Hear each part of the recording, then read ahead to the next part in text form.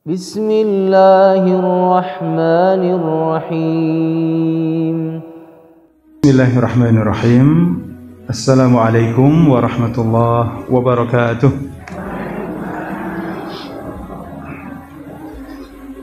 Alhamdulillah hamdan katsiran thayyiban mubarakan fi kama yuhibbu rabbuna wa yardah, wa ashhadu an la ilaha illallah wahdahu la syarikalah, wa ashhadu anna Muhammadan abduhu wa rasuluh sallallahu alaihi wa ala alihi wa sahbihi wa man sara ala nahjihi wastanna bisunnatihi wahtada bihadihi ila yaumiddin. Qala Allah Ta'ala fil Qur'anil Karim, ya ayyuhalladzina amanu taqullaha haqqa tuqatih wa la tamutunna illa wa antum muslimun, amma ba'du. Alhamdulillah, saudari-saudari, para bunda jamaah rahimani wa rahimakumullah, kita bersyukur kepada Allah, kita memuji Allah. Sore yang berbahagia ini kembali Allah pertemukan kita di majlis yang mulia, majlis yang insya Allah menambahkan untuk kita ilmu yang bermanfaat, amal yang saleh, istiqamah di atas agamanya. Demikian Allah tambahkan untuk kita khasyatullah, yaitu rasa takut kepada Allah subhanahu wa ta'ala. Innama yakhshallaha min ibadihil ulama. Sesungguhnya hamba yang takut kepada Allah adalah hamba yang berilmu. Saudara-saudari, para bunda rahimakumullah, kajian kita dari fikih wanita, kita masih ada pada fikih solat. Sore yang berbahagia ini kita kaji bersama solat seorang yang memiliki uzur. Ya, solatnya seorang yang memiliki uzur. Uzur yaitu keringanan. Ya, seorang yang mendapatkan keringanan seperti sakit, ya, safar misalnya, atau takut dalam peperangan. Ya, ini semuanya uzur. Allah subhanahu wa ta'ala memberikan keringanan di dalam surat Al-Hajj ayat 78, wa ma ja'ala 'alaikum fid dini min haraj. Allah tidak menjadikan agama ini sebagai beban untuk kalian. Saudari-saudari rahimakumullah, syariat Allah, agama Allah ini rahmatan lil alamin, rahmat untuk alam semesta, ya. Sehingga tidak ada haraj, tidak ada yang memberatkan, ya. Tidak ada yang memberatkan untuk kita. Semua syariatnya sesuai dengan kemampuan kita. Semuanya mudah. Ketika sampai pada suatu yang berat, maka Allah berikan keringanan. Ya, Allah berikan keringanan. Yang tidak mampu sholat berdiri, silahkan boleh duduk. Tidak mampu duduk, boleh berbaring. Yang tidak mampu puasa, silahkan nanti ketika sudah mampu. Ya, tidak mampu zakat, tidak wajib. Yang tidak mampu haji, demikian tidak wajib haji. Ya, semua syariat demikian. Ya, selalu ada, ya, selalu ada yang datangnya keringanan. Ya, al-masyaqqah tajlibu at-taisir. Kesulitan itu mendatangkan kemudahan. Ya, kesulitan itu mendatangkan kemudahan. Dalam surat Al-Baqarah ayat 286, la yukallifullahu nafsan illa wus'aha. Allah tidak bebani seorang hamba kecuali yang ia mampu. Dalam surat At-Taghabun ayat 16, fattaqullaha mastata'tum. Bertakwalah kepada Allah sesuai dengan kemampuan. Ya, ini kaedahnya ibu-ibu yang dirahmati Allah, akhwati fillah, kaedahnya bahwa Islam agama yang mudah. Islam memberikan kemudahan. Islam datang rahmatan lil alamin, rahmat dan kasih sayang untuk alam semesta. Maka kita dengan syariat Allah semua dibangun di atas kemudahan, tidak ada yang memberatkan kita semuanya. Ya, maka siapapun dari kita muslim dan muslimah ketika mendapati uzur, ada keringanan, ada kesulitan, maka datanglah kemudahan.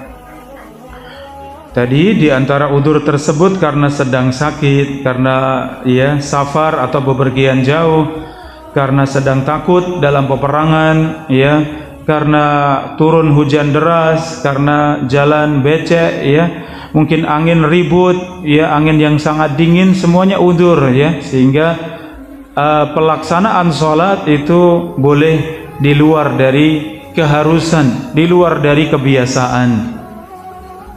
Taib jamaah rahimakumullah, kita berbicara tentang poin yang pertama, tata cara salat seorang yang sakit. Ya, seorang yang sakit, bagaimana tata cara salatnya? Seorang yang sakit yaitu sakit menyeluruh atau sakit sebagian badan. Ya, yaitu sakit yang menghalangi seorang untuk menunaikan salat seperti biasanya. Ya, seorang yang sakit, pusing kepala, badan demam, ya, duduk saja mungkin berkunang-kunang, apalagi berdiri mungkin sempoyongan, bisa jadi ambruk. Ini namanya apa? Sakit. Ya, yang seperti ini bagaimana salatnya? Ini nanti kita bahas. Atau yang sakit pada sebagian anggota badannya, yang sakit kakinya sehingga tidak bisa ruku misalnya, tidak bisa sujud, atau kaki tidak bisa dilipat, ya, kaki tidak bisa ditekuk. Ibu-ibu sekalian, bagaimana salatnya? Ya, maka semua sesuai dengan kemampuan, ya, sesuai dengan kemampuan. Saudari-saudari rahimakumullah, pada asalnya untuk sholat fardu ditunaikan dengan berdiri. Ya, kita sudah bahas di antara rukun-rukun di dalam sholat adalah untuk sholat fardu, maka di antara rukunnya apa? Sholat dengan cara berdiri. Jadi berdiri dalam sholat fardu ini wajib, ini harus rukun di dalam sholat. Ya, tidak boleh dalam sholat fardu mampu berdiri kemudian milih duduk. Boleh tidak ibu-ibu sekalian? Tidak boleh, ya, tidak boleh. Karena itu sholat fardu dan berdiri dalam sholat fardu adalah rukun, wajib di dalam sholat.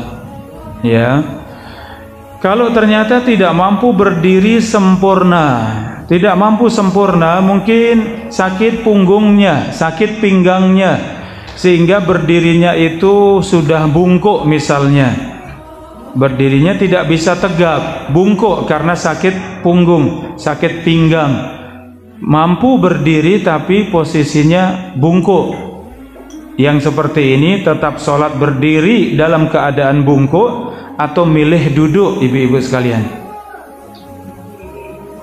Tetap berdiri, alhamdulillah. Kaidah dalam fikih tadi apa? Berdiri dalam sholat fardu itu rukun di dalam sholat. Fattaqullaha mastata'tum, bertakwalah kepada Allah sesuai kemampuan.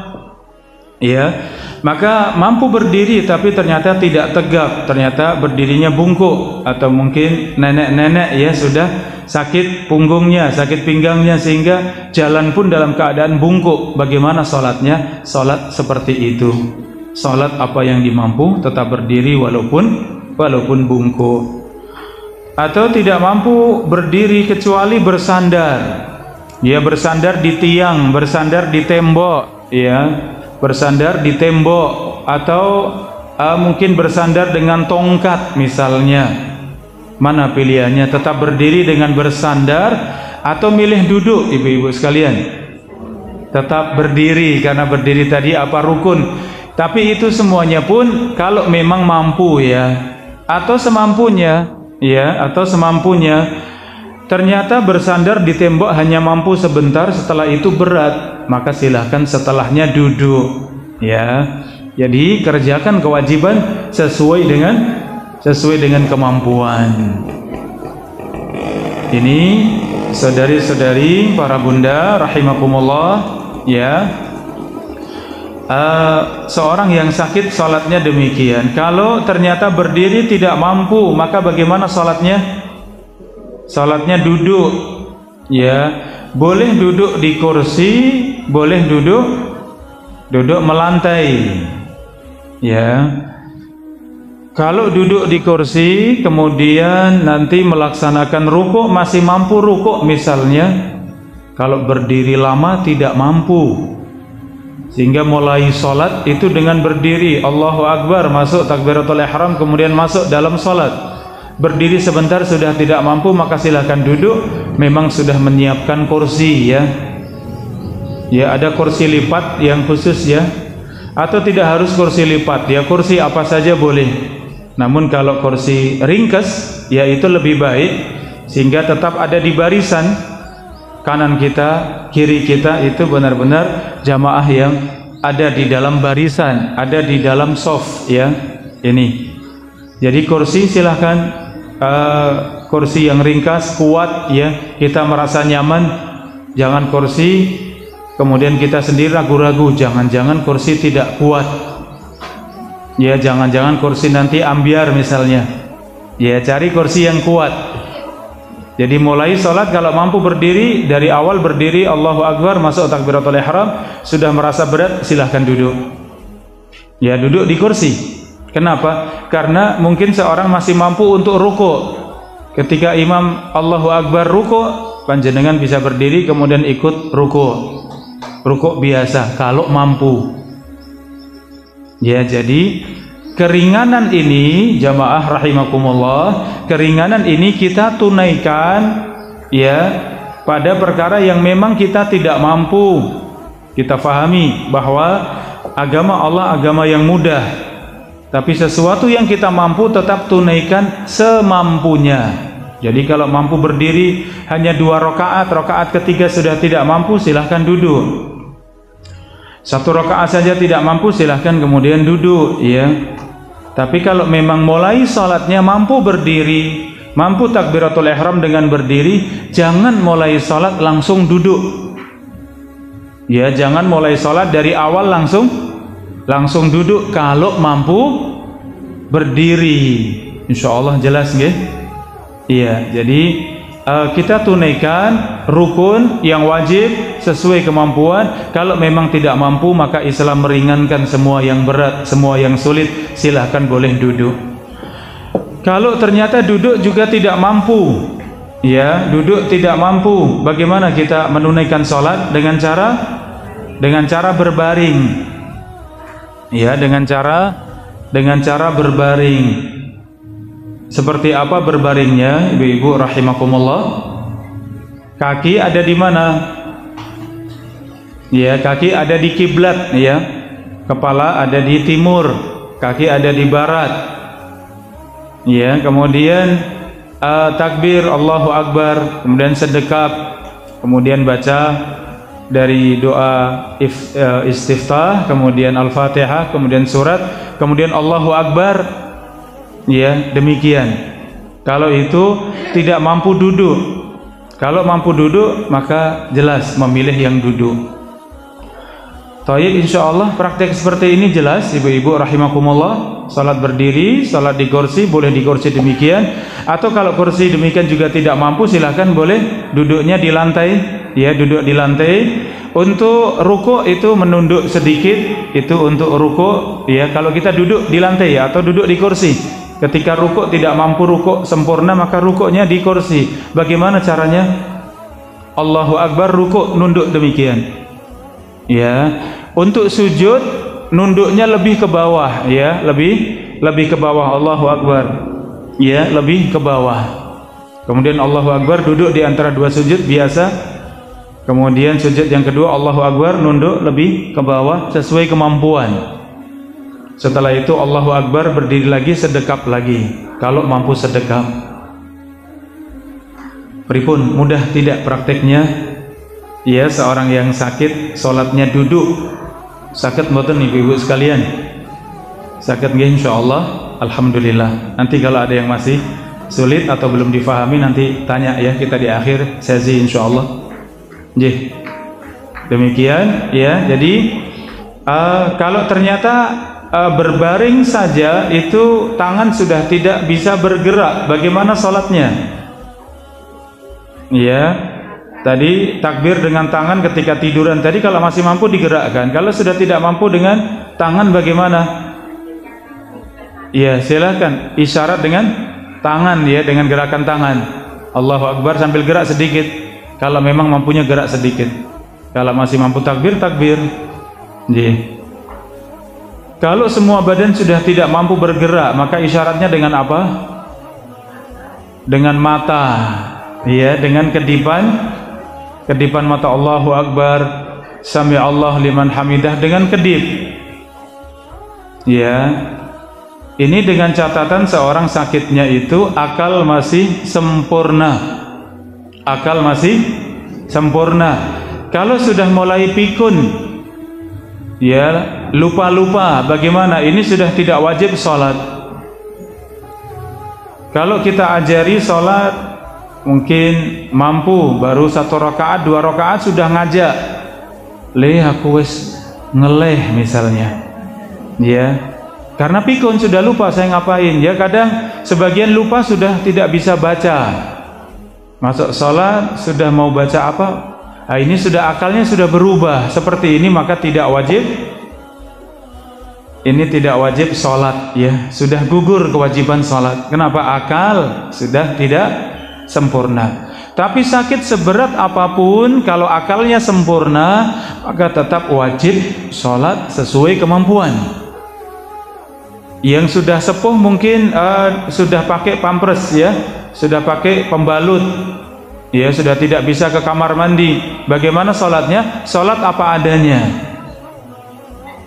Tidak ada yang membantu untuk berwudu, tidak bisa wudu, silahkan tayamum.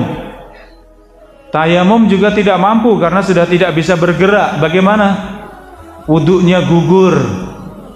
Tidak wajib wudu, tidak wajib tayamum. Cukup niat di dalam hati. Kalau akal sempurna, tadi catatannya ya.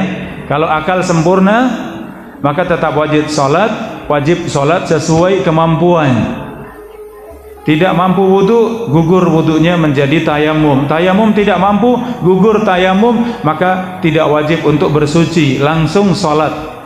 Ya cukup niat untuk bertayamum di dalam hati, ya walaupun tidak bisa praktek tayamum, langsung masuk dalam sholat.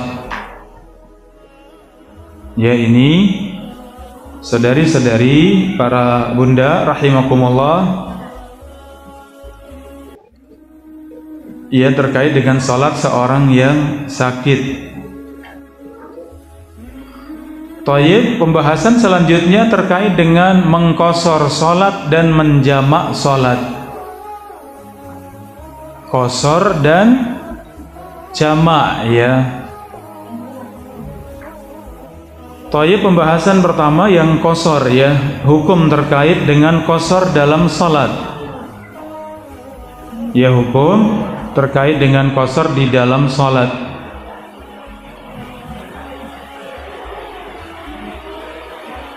Hujan nggih ibu-ibu sekalian? Aman insyaallah, helm dan yang lain? Nggih.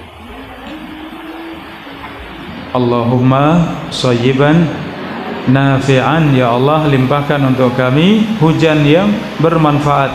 Allahumma amin. Ya mungkin tinggal jaket di motor dan yang lain bisa diamankan kalau mungkin panitia belum.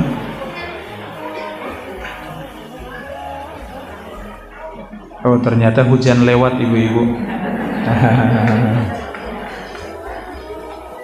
Alhamdulillah. Kita bahas qashar dalam sholat.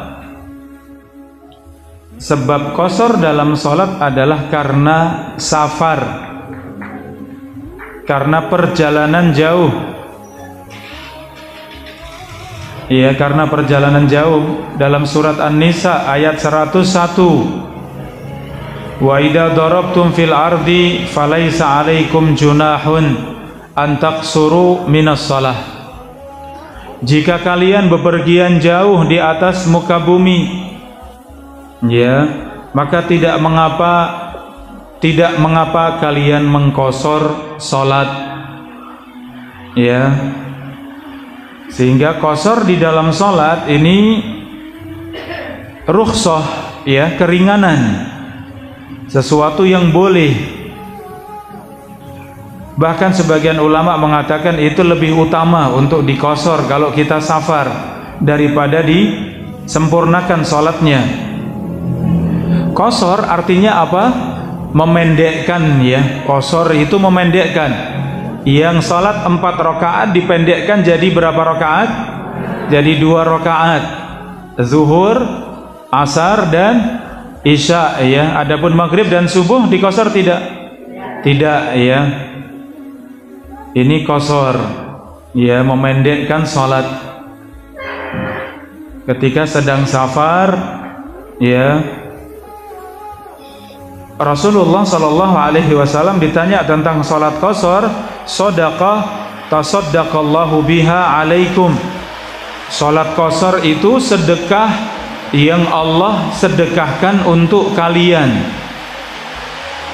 Ya, sedekah yang Allah sedekahkan untuk kalian.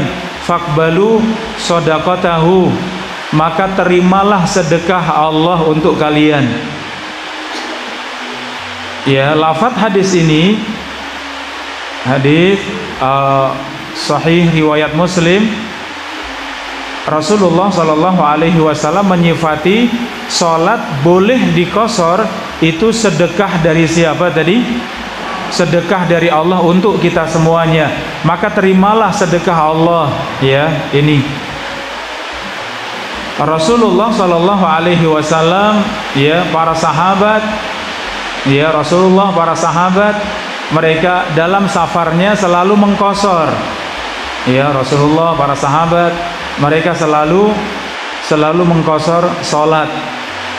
Ya, maka ini menjadi sunnah yang Rasulullah contohkan.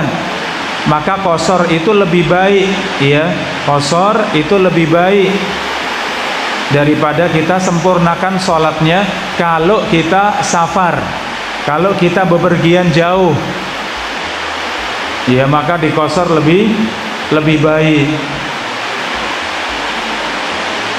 Saudari-saudari, para bunda rahimani wa rahimakumullah, ini tadi qasar illahnya atau sebabnya karena ada safar, karena bepergian jauh. Ya, karena bepergian jauh maka ada keringanan untuk mengqasar salat. Adapun batasan jarak berapa, ya, jarak berapa bisa diqasar,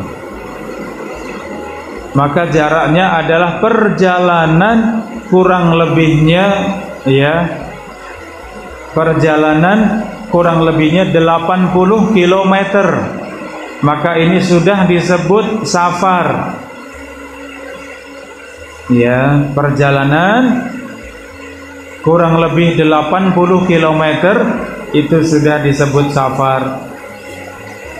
Ya, dan ini bukan jarak yang paten, ya, artinya harus 80, mungkin 70 kilo, mendekati 70, 80, 90 silakan. Apalagi lebih dari itu maka sudah boleh diqasar salat kita. Ya. Apalagi kalau secara kebiasaan di masyarakat itu sudah dikatakan pergi jauh, sudah dikatakan keluar kota, ya, maka itu sudah jelas hukum qasar, ya. Kalau kita dari sini ke Semarang sudah disebut keluar kota belum? Sudah. Dari sini ke Solo sudah. Dari sini ke Purworejo, iya, seperti itu kita qasar, ya. Karena secara uruf kebiasaan itu sudah disebut bepergian jauh. Kalau dengan jarak tadi ya, berapa kilo tadi? 80 kilo kurang lebihnya ya. 70-80 kilo itu sudah boleh dikosor salat kita. Ya, ini untuk jarak. Saudari-saudari, para bunda rahimakumullah, ini tadi beberapa poin terkait dengan salat qashar. Kemudian musafir yang bepergian jauh itu dikatakan sunnah untuk mengqashar itu kalau 4 hari atau kurang ya.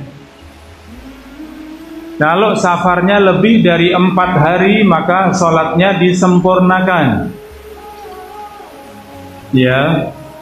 Kalau sudah niat menetap ya, dari rumah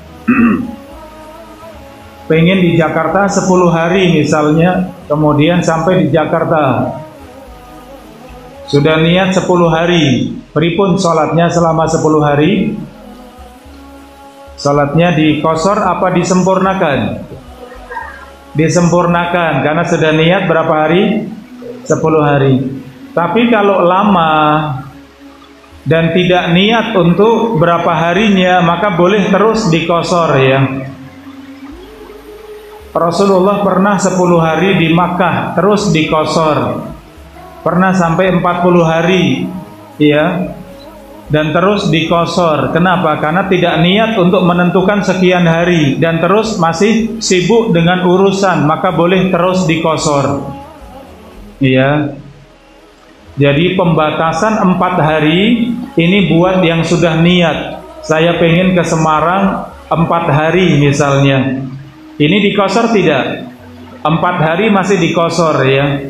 Lebih dari 4 hari sudah tidak dikosor kalau sudah niat menetap di sana berapa hari ya, atau beberapa hari seperti itu. Tapi kalau seorang sibuk ya, ketika safar tersebut sangat sibuk dan ia pun tidak tahu berapa hari di sana, bisa pendek bisa panjang, maka silahkan boleh terus dikosor. Dan tadi antara qashar dengan menyempurnakan ini pilihan ya. Yang lebih utama kalau bisa dikosor, namun kalau pengen disempurnakan boleh. Kalau pengen tetap sholat berjamaah di masjid boleh, silahkan.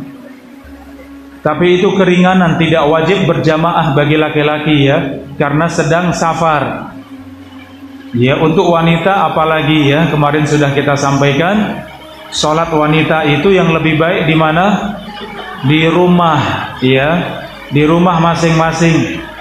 Tapi kalau pengen ke masjid dilarang tidak? Tidak, silahkan. Bahkan suami tidak boleh melarang ya. Silahkan berangkat ke masjid.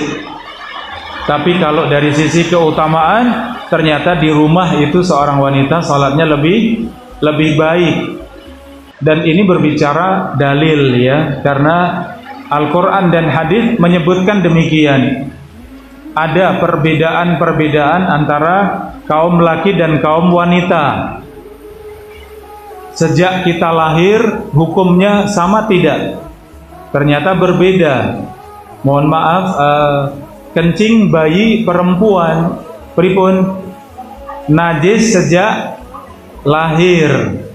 Adapun kencing anak laki-laki, bayi laki-laki, maka tidak najis. Tidak najis sampai kapan? Sampai makan tambahan. Selama masih ASI maka belum najis.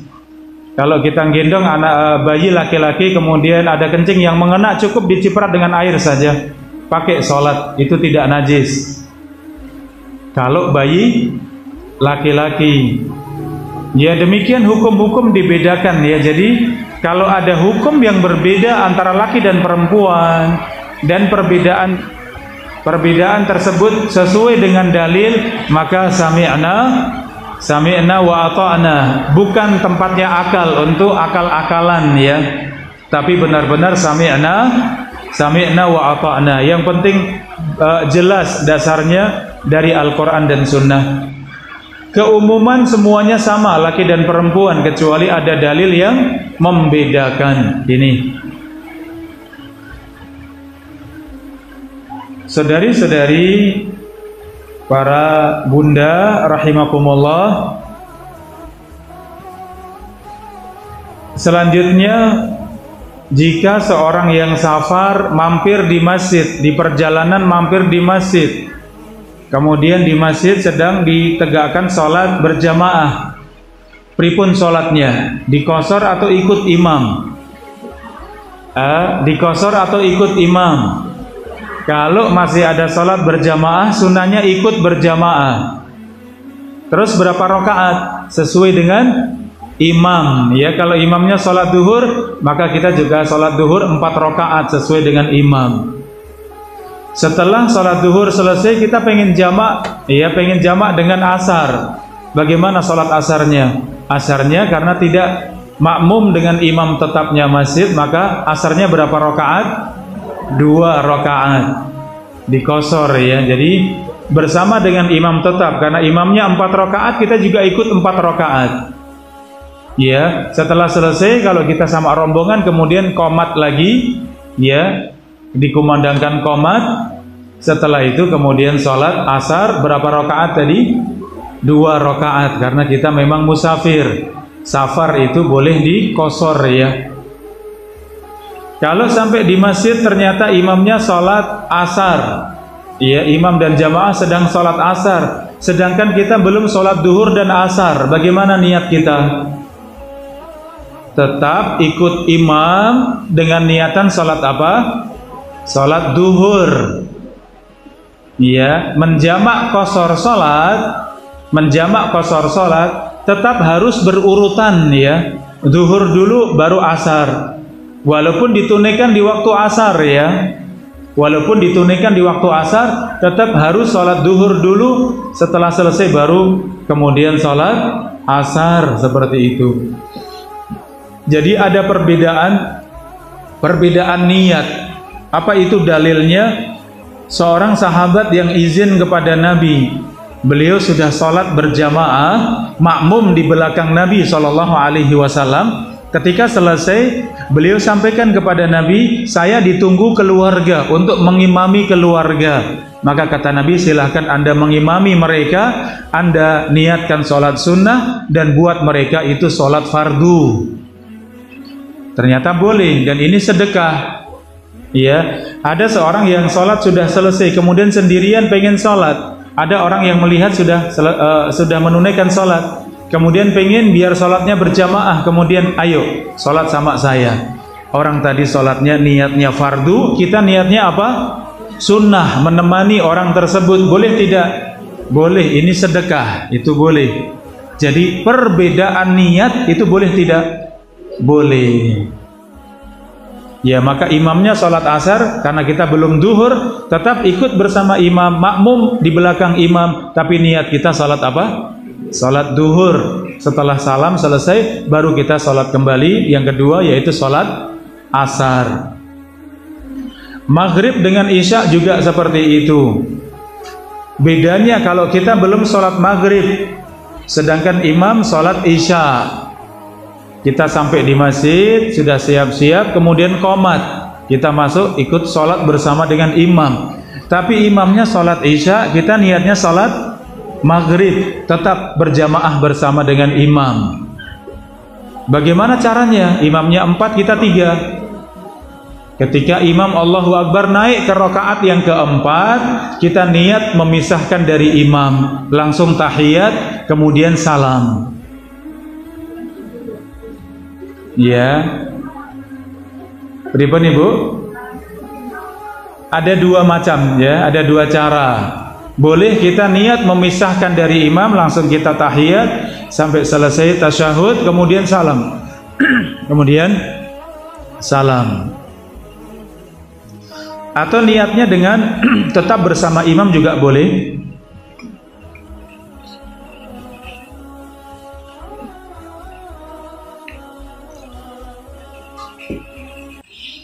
Jadi imam berdiri rakaat keempat, kita langsung masuk tahiyat, langsung tasyahud. Kita akan 3 rakaat karena maghrib ya.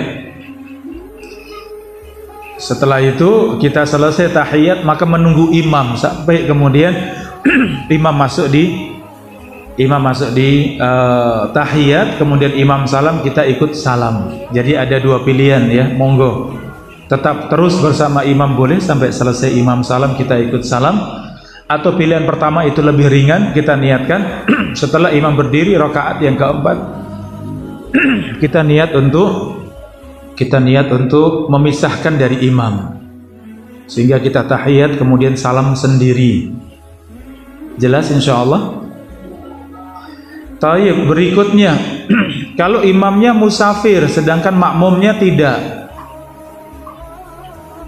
Tadi musafir salat duhurnya berapa rakaat? 2 rakaat. Makmumnya ternyata mukim, bukan musafir. Berarti imam tetap 2 rakaat karena dikosor, karena musafir. Setelah salam makmum kemudian berdiri menambahkan kekurangannya. Rasulullah dan para sahabat pernah demikian. Ketika Rasulullah selesai salat 2 rakaat kemudian salam, Rasulullah mengatakan atimmu salatakum fa inna qaumun safar. Sempurnakan salat kalian, sesungguhnya kami rombongan yang safar, kata Nabi. Jadi imam yang salatnya dikosor, makmumnya ternyata disempurnakan, boleh tidak seperti itu? Boleh. Itu sering terjadi kalau di masjid atau musola bandara, terminal, ya, stasiun. Kita nggak tahu imam ini apa niatnya kosor atau tidak. Yang penting kita pengen berjamaah, kita langsung masuk. Ternyata baru 2 rakaat langsung tahiyat lama, tahu-tahu salam. Oh, berarti dikosor. Lah kita kalau bukan musafir maka langsung berdiri kemudian menyempurnakan. Nggih. Jelas insyaallah? Iya, jadi ternyata semuanya kalau kita pelajari semuanya ada tata caranya ya. Walaupun imamnya isya, kitanya maghrib, bisa ternyata. Iya, ternyata tetap bisa berjamaah. Ini kalau kita adzan Jumat, kalau sudah adzan Jumat buat laki-laki ini wajib untuk mendatangi Jumat ya. Maka boleh tidak kalau sudah adzan Jumat kemudian suami atau anak laki-laki pengen pergi jauh berangkat, boleh tidak? Tidak boleh, karena sudah wajib untuk sholat Jumat. Karena sudah memasuki waktunya sholat Jumat dengan dikumandangkannya adzan Jumat. Tapi kalau sebelum Jumatan jam 11, jam 10, kalaupun itu setengah 12, biasanya adzan jam 12 atau 12:04, jam 11 berangkat, ini masih boleh karena belum adzan ya. Tapi kalau sudah adzan sudah wajib, maka berhenti sholat dulu, sholat Jumat dulu, baru kemudian setelahnya silahkan safar. Jadi kalau sholat Jumat kita musafir kemudian mampir di masjid pas sholat Jumat, kita ikut sholat Jumat. Setelah itu boleh tidak dijamak dengan asar? Sholat Jumat dijamak dengan asar, boleh tidak? Para ulama berbeda pendapat ya. Sebagian mengatakan keumuman itu boleh, ya, keumuman boleh. Namun sebagian menyebut tidak boleh karena Jumat itu ibadah khusus. Ya, sedangkan Jumat tidak digabung.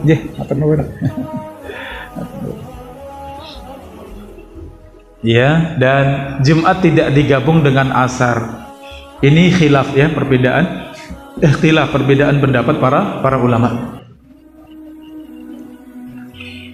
Taib, pembahasan selanjutnya, saudari-saudari, para bunda rahimakumullah. Setelah selesai qasar, pembahasan berikutnya adalah yang terakhir adalah menjamak salat ya. Tadi secara umum itu dikhususkan qasar. Adapun menjamak salat, maka menggabungkan 2 salat, duhur dengan asar, maghrib dengan isya. Jamak itu artinya menggabungkan. Kalau tadi qasar artinya apa? Meringkas, memendekkan atau meringkas. Kalau jamak itu menggabungkan. Zuhur digabungkan dengan asar, maghrib digabungkan dengan isya. Boleh dikerjakan di waktu pertama, boleh di waktu yang kedua, namanya jamak takdim, itu kalau di waktu pertama. Kalau di waktu kedua namanya jamak apa? Jamak takhir, ya, jamak diakhirkan. Jadi ini pilihan, boleh dikerjakan di waktunya zuhur, boleh dikerjakan di waktunya asar, boleh dikerjakan di waktunya maghrib, boleh dikerjakan di waktunya isya. Dan petunjuk dari Nabi SAW, kalau ternyata belum adzan zuhur maka segera berangkat, kemudian nanti dijamak di waktu asar, zuhur dan asar. Kalau sudah adzan zuhur maka segera dijamak di awal, karena sudah masuk waktu zuhur, maka dijamak dulu baru melanjutkan perjalanan. Sunnahnya seperti itu. Dengan pelaksanaan tetap tadi berurutan, ya, zuhur dulu baru asar, maghrib dulu baru isya, walaupun itu dikerjakan takhir, ya.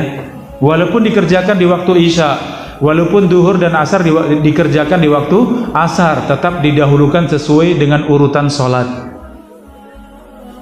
Ternyata yang seperti ini masih banyak yang disalahfahami, ya. Saya safar dengan beberapa jamaah, ya, taunya kalau ditakhir di waktu asar itu ya asar dulu, setelah itu baru zuhur katanya. Oh, bahkan dalam fikih tidak ada seperti itu.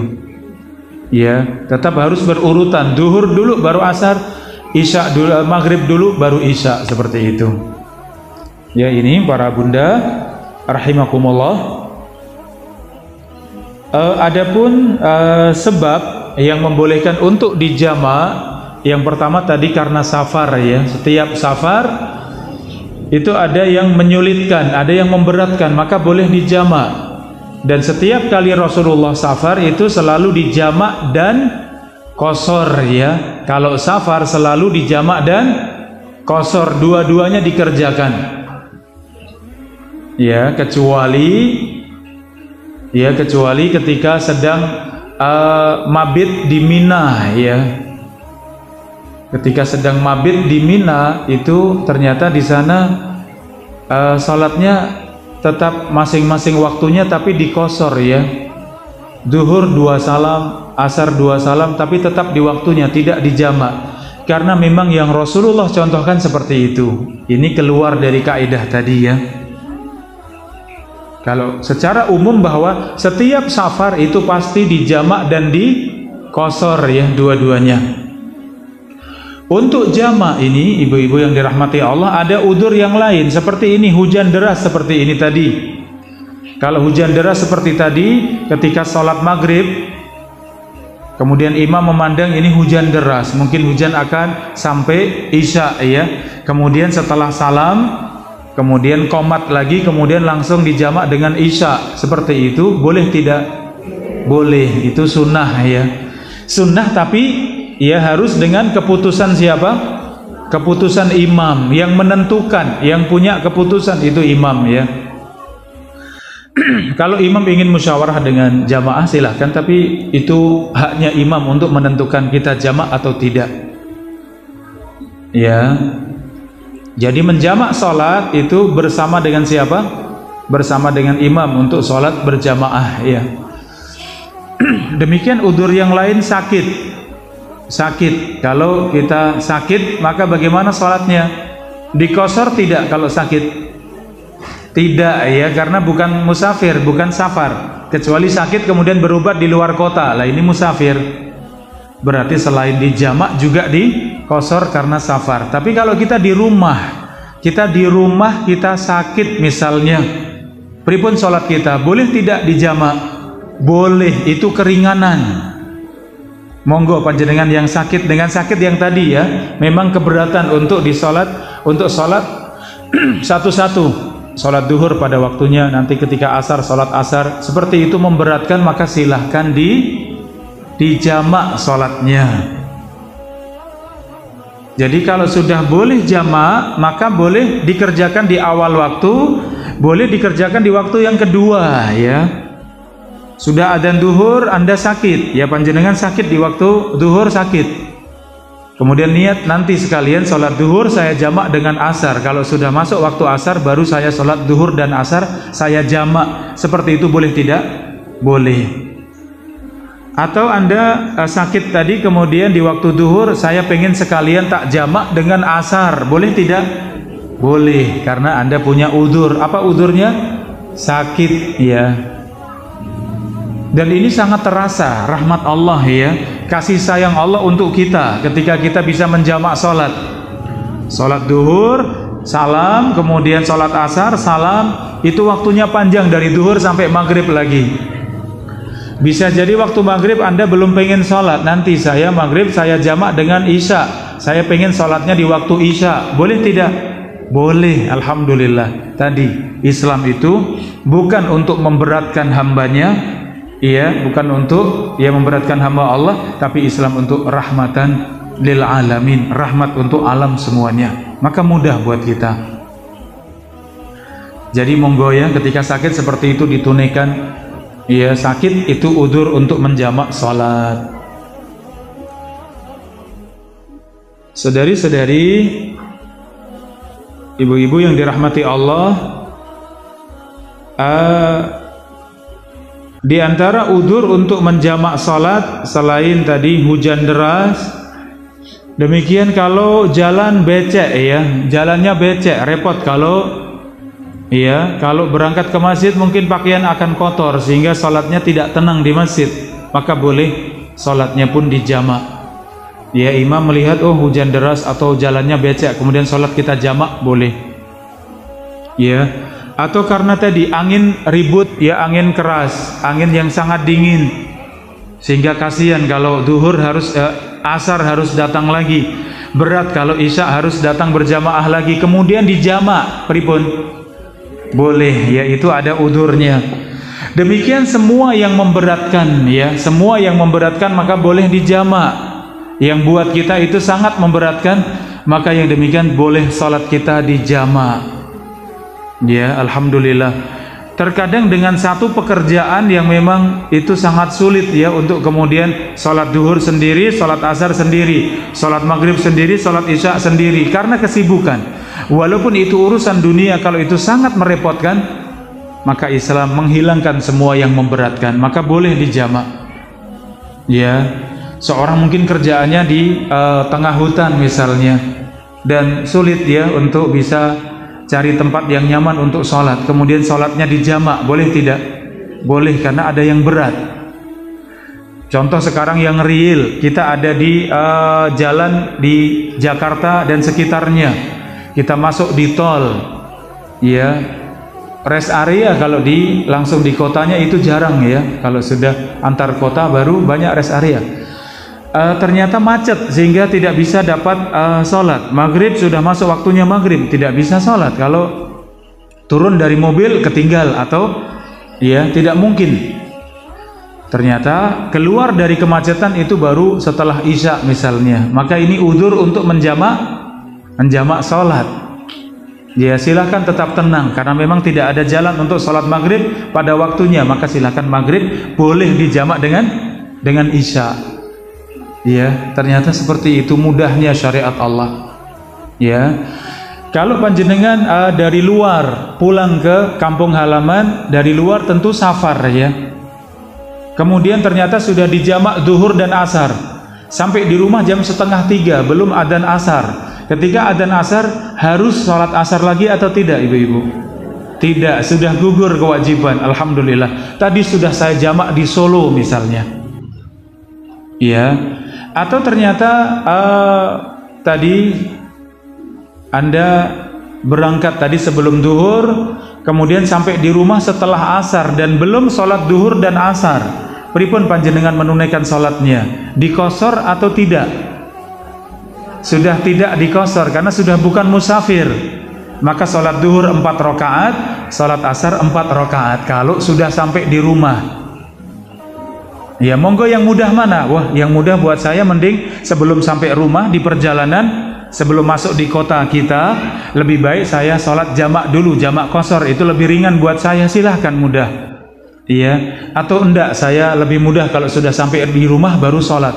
Tapi kalau sudah sampai di rumah sholatnya harus sempurna, ya. Kalau duhur asar berarti 4 salam, 4 salam. Kalau maghrib isya berarti 3 salam, 4 salam, ya. Baik para bunda rahimakumullah, itu ya fikihnya menjamak salat ya. Mudah-mudahan ini tetap bisa kita pahami dengan baik ya. Dan ada sedikit waktu, monggo dipersilahkan. Mungkin ada pertanyaan. Iya, silahkan. J, Ibu. Bagaimana Ustaz posisi sholat sunat ketika ada di pesawat? Yang bertanya mana, J? Oh, G. Saya tengok ya. Iya, G. Iya, G. Salat di pesawat, iya. Kalau kita di pesawat tentu sudah safar ya, karena sudah meninggalkan perkampungan kita, sudah meninggalkan kota kita, itu sudah berlaku hukum safar. Kita dari sini ke bandara kita ada di Kulon Progo ya. Dari kita Kulon Progo itu belum berlaku hukum safar, belum. Jadi jangan dikosor sebelum sampai bandara, salat dulu kita kosor, belum boleh karena belum keluar dari daerah kita.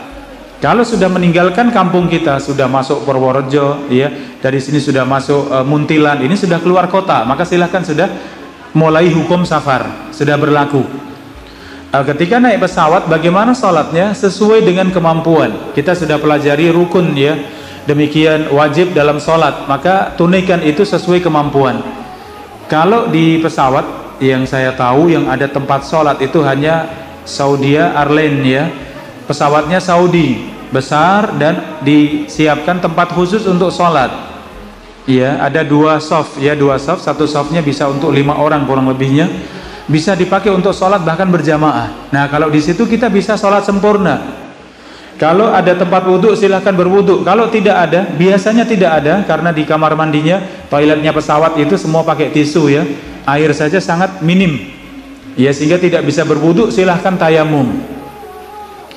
Tayamum ternyata semuanya bersih, tidak ada debu sama sekali, maka gugur kewajiban wudhu, gugur kewajiban tayamum karena tidak ada ya sarana untuk tayamum ya, maka langsung sholat dengan niatan tadi, niatan tayamum di dalam hati, kemudian kerjakan sholat karena tidak ada.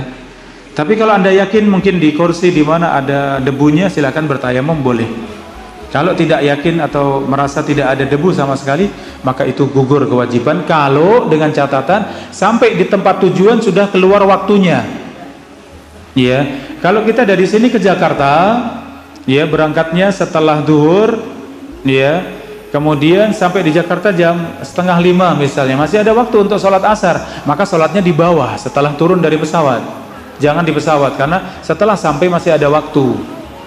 Tapi kalau sudah sampai kemudian waktu sudah keluar dari waktunya, maka tetap kerjakan sholat di atas pesawat ya, di dalam pesawat, tunaikan sholat sesuai kemampuan. Tidak bisa, masih punya wudhu, alhamdulillah. Sudah batal dan tidak bisa wudhu, tidak bisa juga tayamum, silahkan niatkan dalam hati untuk tayamum, kemudian kerjakan sholat. Ya, sholat berdiri rukun, tapi dalam pesawat tidak ada tempat sholat kecuali tadi punyanya Saudi, tadi ada pesawat Saudi, yang lain tidak ada, maka sholat di tempat duduk masing-masing. Kiblat itu rukun atau syarat sahnya sholat, ternyata tidak menghadap kiblat, tidak masalah, sholat apa adanya sesuai dengan arahnya pesawat ya. Jadi tetap tunaikan sholat sesuai dengan kemampuan kita semuanya ya, seperti itu ya. Wallahu ta'ala a'lam bissawab. Nggih, Bu, nggih, silakan Ibu di belakang nggih, pangapunten nggih. Waalaikumsalam warahmatullahi wabarakatuh.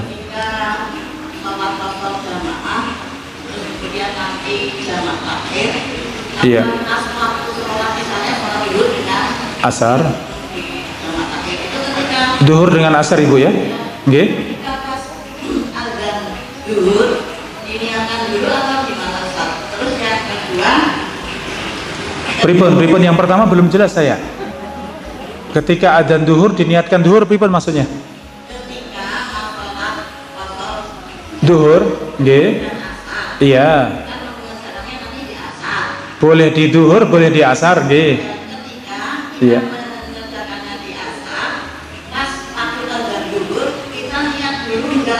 Oh tidak Ibu, tidak. Niat itu sebelum mengerjakan sesuatu ya. Kalau ya niat ternyata nanti masih setelah asar ya, belum waktunya berniat. Nggih.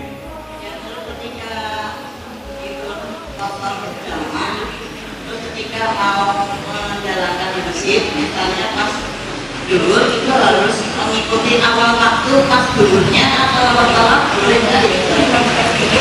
Pangapunten yang kedua Ibu pripun? Ketika kosong jamaah, terus kemudian dikerjakan di awal duhur. Iya, di awal waktu. Ya, kemudian itu harus tepat pas azan duhurnya terus turun di masjid atau boleh terlambat? Oh iya, boleh Ibu. Ya, jadi kewajiban berjamaah itu untuk laki-laki ya, kaum laki-laki. Ketika sudah safar maka tidak wajib berjamaah. Ya, gugur kewajiban berjamaah. Ya. Sama dengan sholat Jumat, kalau sudah safar maka gugur kewajiban Jumatan ya, maka boleh diganti sholat duhur kalau safar untuk laki-laki ya.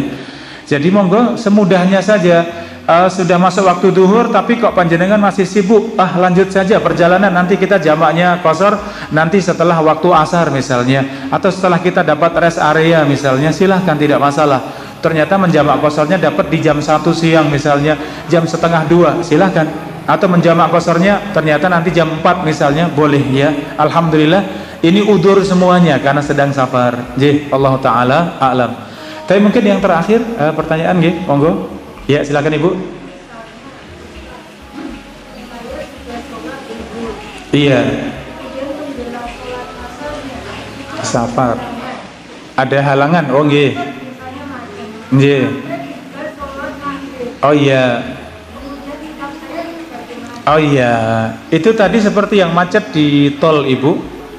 Ya, kalau memang sampai di tujuan, ya sampai di tujuan itu sudah keluar waktunya, maka kerjakan sholat sesuai kemampuan. Kalau nggak bisa turun dari mobil, ya sholatnya di mobil. Pripun sholatnya duduk di kursi seperti biasa, kemudian sholat yang tadi saya contohkan, kalau ruku itu menunduk sedikit, kalau sujud lebih ke bawah, Allahu Akbar kembali sesuai dengan arah mobil, sesuai dengan arah bis. Kalau kita naik bis ya, naik bis ternyata di waktu sholat subuh ternyata sopirnya tidak mau berhenti, nggak mungkin berantem dengan sopir ya. Iya, wis bismillah, nggak apa-apa, apa adanya. Memang kalau sampai tujuan nanti sudah jam setengah 7, sudah keluar dari waktunya, maka sholat subuh di mana? Di atas bis ya, sholat subuh di dalam bis, di atas kursi biasa, karena berdiri tidak mungkin. Wudhu ternyata tidak mampu, silahkan tayamum. Kalau bis kemungkinan masih ada debu ya, kita bisa tayamum ya, tayamum kemudian sholat sesuai dengan arah bis. Kalaupun membelakangi kiblat tidak masalah, tapi tetap wajib kita kerjakan karena sampai di tujuan sudah keluar waktu ya. Demikian. Jadi makaten ibu-ibu sekalian, kajian di sore yang mulia ini walhamdulillah wallahu taala a'lam bisawab. Kita tutup dengan doa kafaratul majlis. Subhanakallahumma wa bihamdika asyhadu an la ilaha illa anta astaghfiruka wa atubu ilaik. Dari saya ada kurang lebihnya mohon maaf. Assalamualaikum warahmatullahi wabarakatuh.